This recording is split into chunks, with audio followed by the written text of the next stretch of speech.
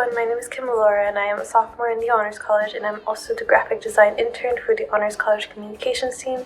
And today I'll be going over the slide decks and some graphic tips to use when you're making your Honors 110 PowerPoint presentation for this semester. And the first thing I'll be going over is planning your slide decks. The video for the Honors 110 class should be no more than 5 minutes, and it'll depend on your presentation and their topic. And again, with the group projects and upper division works, it could be longer, but no more than 20 minutes, and it'll just depend on the type of project and research you are trying to present. As far as formatting, here are a few ideas if you don't know where to begin. So one is introducing your topic, and then introducing your question, research question, or problem that made you interested in this topic, and with that, the significance or context, background and perspectives, and as well as methods and evidence throughout your presentation to show what you figured out and what this whole process looked like for you. As far as the principle of designs, here are a few rules of thumb.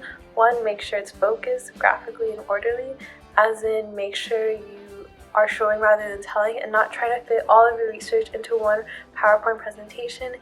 Keep in mind the audience you're trying to present to, and make it clear and concise. You can make your own visualizations using this website, the Data Visualization Catalog, and here are just a few examples and different types of graphs to understand when to use them and then how to create them.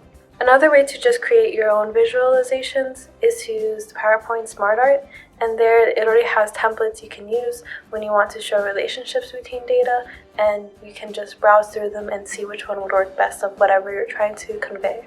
So here's another example of when to incorporate data or any visualizations into your PowerPoint. Sometimes you need to comment on or discuss it if something is already visualized in a great way, but make sure when you do this to cite it properly to the source that you had found it from.